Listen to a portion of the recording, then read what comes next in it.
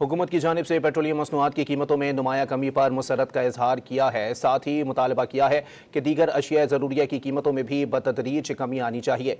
इस बारे में जानते हैं डॉन न्यूज़ के नुमाइंदे फैसल हुसैन से। फैसल, बताइएगा अवाम का रद्द-ए-अमल क्या आ रहा है? देखिए, बिल्कुल महंगाई की सताए अवाम को एक बड़ा रिलीफ मिला है। हुकूमत ने जो है पेट्रोल की कीमत में बड़ी कमी की है।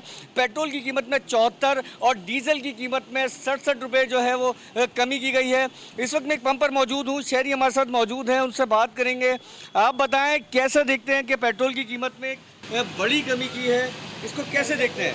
यह अच्छा इनिशिएटिव है ये, लेकिन और जो प्रोडक्ट्स हैं जो चीज़ें महंगी हुई हैं इसकी वजह से सब्जियां दालें वो भी सस्ती होनी चाहिए और इन्फ्लेशन रेट कम हो जाए, तो यही बोलेंगे। देखिए, बिल्कुल आपने शहरी की बात सुन, उनका यही कहना था कि जब पेट्रोल की कीमत में इजाफा होता है तो अशिया खुर्दनोश की कीमतें भी जो है वो बढ़ा दी जाती हैं, और अब जब इन चीज़ों के जो पेट्रोल की कीमत में कमी हुई है तो इन तमाम चीज़ों की कीमतों में भी जो है कमी लानी चाहिए ताकि आवाम को जो है वो रिलीफ मिल सके।